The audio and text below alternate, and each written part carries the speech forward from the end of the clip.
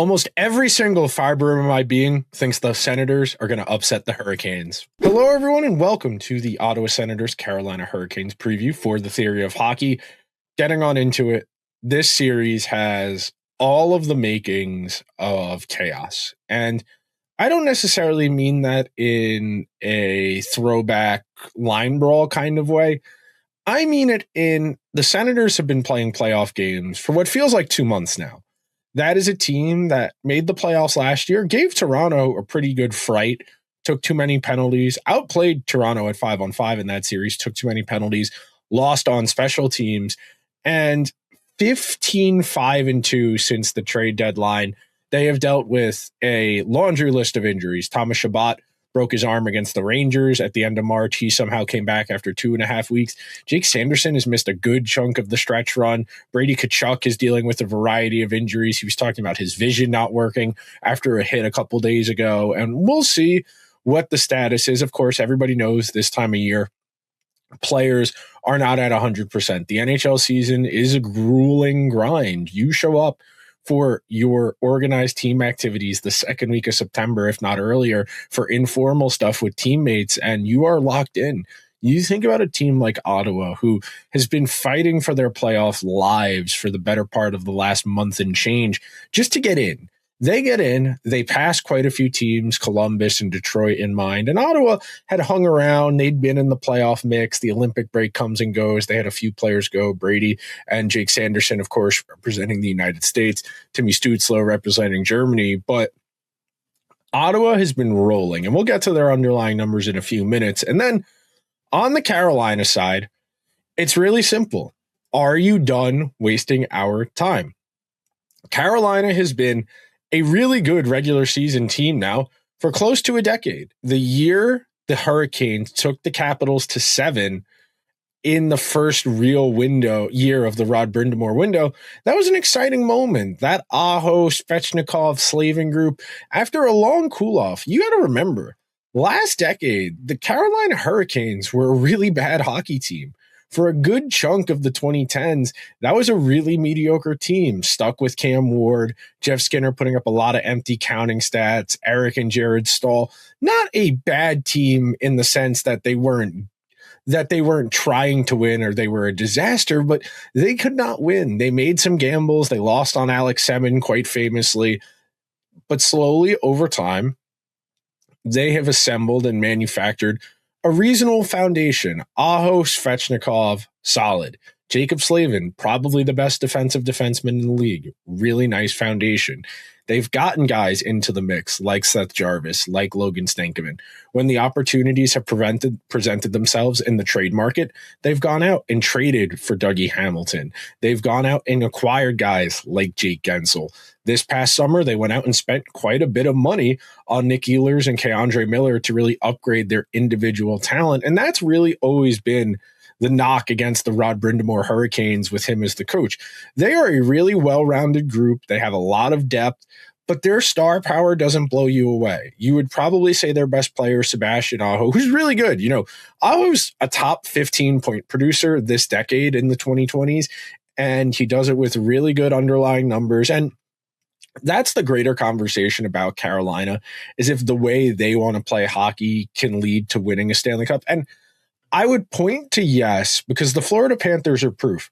When it comes to style, when it comes to forechecking with a dive bombing forechecker, that first forward into the zone, when it comes to playing the cycle and really trying to wear down your opponents, the Florida Panthers took what the Hurricanes like to do, but the Panthers have more shooting talent. They have Verhaeghe. They have Sam Reinhart. They have Tkachuk. They have Barkov. They have Marchand. They have Lundell. And even though their 5-on-5 shooting percentage the last couple of years is nothing remarkable, the fact that they have those high-end individual shooters can overcome some of those volume issues. For the Hurricanes, we have consistently seen the Hurricanes for much of the last 10 years. They eventually reach a wall in the postseason. At times, it's been the New York Rangers. At times, it's been the Florida Panthers. We've seen them lose to the Bruins.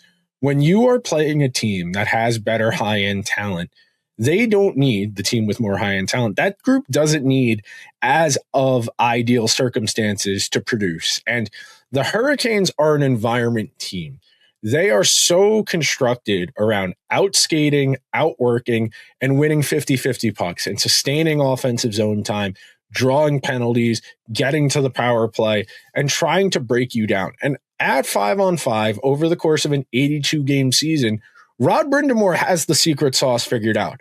In the long run, the Hurricanes have been one of the more consistent teams over the last 10 years with Brind'Amour as the coach, and he does a really nice job of whoever they bring in getting implemented and featured well. K'Andre Miller, in Jaccob Slavin's absence this year, did a really nice job as a first pair guy. Sean Walker has fit in really nicely since they brought him in all those years ago. The Hurricanes, as constructed, have plenty of depth. They are a really solid team. They've gotten decent production out of role players like a Jackson Blake, somebody who you might come away impressed with in these playoffs in a bit more of a supporting cast role. We have seen them really struggle to find the long-term 2C. We saw them with Vincent Trocheck, and that's really the knock here. The Carolina Hurricanes are one forward short in the top six, very similar to a lot of the conversation about the Minnesota Wild behind Joel Eriksson Ek. I would venture to say Aho is a better player than X, so that gives them a bit of an edge in that conversation. Of course, the Hurricanes don't have a forward as good as Kirill Kaprizov. They don't have a defenseman as good as Quinn Hughes. I like Slavin, and I get into arguments a lot on Twitter, which I shouldn't do at this point because Twitter's dead, but I get into a lot of arguments about Jaccob Slavin because he is probably the best defensive defenseman in the NHL today. But his value is never going to be what the value of a defenseman who can contribute 70 to 90 points for their team is, because offense is always going to be more valuable. We have seen Jaccob Slavin in playoff series or in the Olympics or in the Four Nations be a guy who only has 35-40% of the scoring chance share. We have seen Jaccob Slavin largely exist in a treading water context. And I give credit to Alyssa Hood of Winnipeg Sports Talk, who came up with this concept, because I think it's a really good way to think about defensive defensemen and a lot of what Carolina does to opponents. But in the case of Jaccob Slavin, I think in particular, defensive defensemen tread water. There are world-class swimmers, there are Navy SEALs, there are people who spend their entire lives in the water who can tread water for 30 minutes, for an hour, for several hours. But eventually, you are going to reach a tipping point where that lactic acid buildup in your muscles is not going to allow you to keep pedaling. It's not going to allow you to keep kicking your feet. And eventually, you are going to drown. You might be a world-class water treader, but eventually, if you can't transition from defense to offense, if you can't get going offensively, your defense is eventually going to break down. And I think that's a really instructive way to think about defense first team. So in terms of metrics, Carolina, as expected, is exemplary. Second in goals, eighth in goals against, fourth best power play, 11th best penalty kill. Their shooting percentage is a little bit low, 17th. Shooting percentage, .880. We'll get to the Brandon Bussi conversation, who was filled in reasonably well. I don't think, and it's a real challenge there if you're Rod Brind'Amour, because Peter Kochetkov is undoubtedly a better goalie than Brandon Bussi. But do you want to throw a cold goalie who hasn't played in games in months into the playoffs off rip? And then you walk into the conversation, the problems you have when you change goalies in season. It's very similar to what we've seen in the NFL at times, where a young quarterback gets benched and they've shown a real reluctance to go back in after the guy they get benched for also struggles, because there's a lack of confidence there. And that's not to say Kochetkov couldn't start and they could go back to Bussi and it could be a bit more of a ride the hot hand situation. But at the same time, I don't think you're in as advantageous of a position as you've been in Carolina's case the last couple of years. While I've had my qualms about Carolina building teams around guys like Antti Ranta, around Frederik Andersen. And look, Ranta and Andersen are pretty solid. They had really good goals saved above expected numbers in spurts as starters for the Hurricanes. But we have seen consistently teams like Carolina, teams like Toronto, that try and build outward in front of the goalie so the goalie doesn't have to do a whole lot. We have seen those goalies consistently come up short in these big series against teams who have more star power. The underlying numbers are exemplary. They're what you would expect. The most scoring chances of any team in the league, the most shot attempts. They're 53.4% of the goal share. They got the second highest expected goal share. They've got the second highest high danger chance share. All of this is to say, this is a dominant possession team with an elite power play and a very good penalty kill. We have seen the limitations of that. Carolina has run at times in the top 10 of both special teams units. We saw them a couple years ago go out, they pay the premium, they get Jake Gensel into the mix. They have Gensel and Jarvis playing together at an extremely high level, and they have the ideal outcome, and they still lose to the Rangers in 6 games. Carolina has the regular season figured out. For Carolina, the problem is not floor, it is ceiling. Can Carolina find that next gear? And that brings us to the Ottawa part of this conversation. So a lot of the numbers I have here are based on the last 15 or 20 regular season games while they were on the heater that propelled them into the playoffs. So Ottawa, 8th most goals for this year in the regular season. So we would say an above average offense, 13th in goals against. So closer to the middle of the pack, but still above average. 8th best power play, 29th penalty kill. That is a massive cause for concern against Carolina, who does have a great power play. We've seen Carolina at times go cold on the power play. They don't have Marty Necas anymore to be their automatic zone entry guy, but Nick Ehlers is one of the best transition players in the world. He's long been an analytics darling, in part because of his ability to carry the puck through the neutral zone, to gain the offensive zone with speed. And that's really valuable on the power play. When you can establish possession, gain the zone with speed, not have to stop, not have to dump and chase, on the man advantage, that creates opportunities for you. And Nick Ehlers is one of the greats in our game today, even though he at even strength in particular is not a great stylistic fit for what Carolina likes to do. Ehlers had a good year for them, and I think Ehlers is somebody I would be buying low on as being somebody who might be a sneaky dark horse for this team's most important player in the postseason. Then when you get to Ottawa's underlying numbers, 53% of the shot at the scoring chances, 55% of the shot attempts, 53% of the goals, 55% of the expected goals, 56% of the high danger chances, a 928 shooting percentage, and then a 900.5 save percentage over the final 20 games of the regular season. Those underlying numbers, especially against the context of not having Jake Sanderson and Thomas Chabot for a lot of them, and Artem Zub, who was hurt at one point as well, you think about that. That was a team that at one point in the month of April was down its top 4 defensemen organizationally on the depth chart, and they kept winning. That's how good the hockey was the team around them was playing. And then when we talk about X factors and the keys to this series, for Ottawa this year, the biggest impediment to them making any progress in the playoff standings in the first 4 months of the season was the goaltending. Linus Ullmark himself would tell you he was disappointed with his performance. There was a game late in the season where he told them he didn't feel like he could play.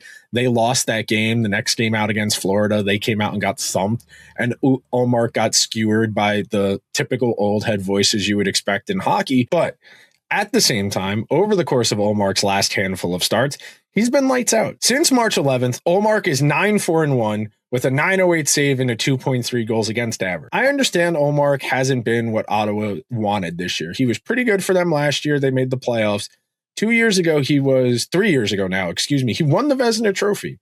This is a former Vezina Trophy winning goalie who is not that far removed from being one of the 5 best goalies in the world. Now, Ullmark has never been consistently in that conversation in the same way somebody like Igor Shesterkin or Andrei Vasilevsky, Ilya Sorokin.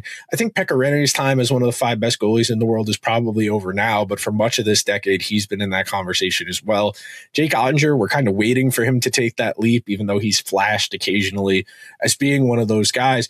But Ullmark is somebody that if the team in front of him plays as well as they have over the last month and a half, is capable of stealing a game or two, especially against a team like Carolina, whom we have seen struggle against teams with good goalies, whether it's Shesterkin with the Rangers, with Bobrovsky of the Panthers, Tuukka Rask back in the late 2010s with the Bruins.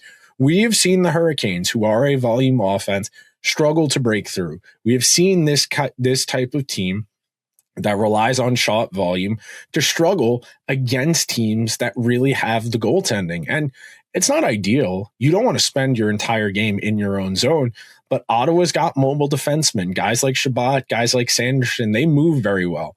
They can break pucks up ice. They can counterattack very seamlessly in a way that is going to give Carolina a hard time. And then on the Carolina side of things, I have for their X factor, and this might surprise you just a touch, I have somebody, Jackson Blake. Jackson Blake, 53 points in 81 regular season games this year. A supporting cast member, because at the top of the lineup, I think Aho is probably the best forward on either team. I think Seth Jarvis is probably the second best. Then you get into Brady Tkachuk, Tim Stützle, Dylan Cousins. Ottawa does have forward talent. Do not get me wrong. Claude Giroux, still kicking for someone at his age, is still playing pretty decent hockey. I think Carolina's got the edge up front. I think the defenses are pretty close. I think the defenses, if everyone's healthy, you can make an argument Ottawa might be better. But I think the fact that Shabbat came back so fast. I mean, the initial reports were 4 to 6 weeks for a broken wrist. He came back in 2.5. So there's no world in which Shabbat is fully healthy. I think these are two teams stylistically that have similar end goals. They want to break pucks up ice quickly. They want to spend a lot of time on the cycle. They want to try and outwork you. They want to try and forecheck you. And then when you try and game out how you see this series going, we know Ottawa takes a ton of penalties. We know their penalty kill is not very good. We know Carolina's got elite special teams. We know Carolina has really good top 6 players. Ultimately, for me, this series is going to come down to the goalies. I have no earthly idea what I can expect from Brandon Bussi in playoff games for Carolina. I don't know what version of Linus Ullmark is going to show up for game number 1 today as you're watching this, whether it's Saturday morning or afternoon ahead of the first game of the day. But when you have two goalies who are we can tepidly describe as anxiety-inducing, I think there is something to be said for going with the contender, someone for going with the team that's been in the mix for a while. Carolina is rife with guys who have been through the wars, who have been to conference finals and have one playoff win in the conference final round of the postseason since they won the Stanley Cup to show for it. You know, Carolina has a lot of scars. They have lost a lot of close series. They've outplayed a lot of the teams they've lost to along the way, and they've run into the really good goalie. They've run into the really good power play, and that's been their undoing. I want to pick Ottawa very badly. I'm going to pick Ottawa to win this series in 7 games. I think Linus Ullmark proves to be the difference in this series. Now, Ullmark very much is capable of going out there and laying an egg and struggling, and we've seen him be pretty bad. Through the first 3-4 months of this season, he was one of the worst goalies in the entire NHL. But I'm going to choose to believe the Ullmark since the trade deadline is the Ullmark that's going to pull that helmet down over his head as he stands in front of the pipes in what will be a raucous environment in Raleigh. And we have seen the Hurricanes play really well on home ice. That is one of the few true home ice advantages in this league. That is a rabid, passionate fan base, but I think Ottawa has the edge in net. I think Jake Sanderson has his coming out party. I know Jake Sanderson did a really nice job at the Olympics, and for us hockey heads, I assume if you're watching or listening to this, you would consider yourself a real hockey head, a hockey sicko. You know how good for Jake Sanderson has been for much of the last 2 years, but this will be his grander hockey audience coming out party where a lot of people are going to become aware just how good he is. I think the Senators win this series in 7 games. I think Linus Ullmark is the difference. And most importantly, I think they clean up the penalties, which has been a real cause for concern for them over the last couple of seasons. Ottawa takes a ton of bad penalties. They clean up the penalties. They score just enough. And Ullmark does what we have seen the great goalies who play the Hurricanes do. I will talk to you guys tomorrow when we have the second batch of these previews. Make sure you subscribe to the show wherever you get your podcasts or over on YouTube. Get involved in the community, join the Discord, sign up for the Substack, which we're going to get going out, reacting to games as they play. I'll talk to you guys real soon. Enjoy the playoff hockey.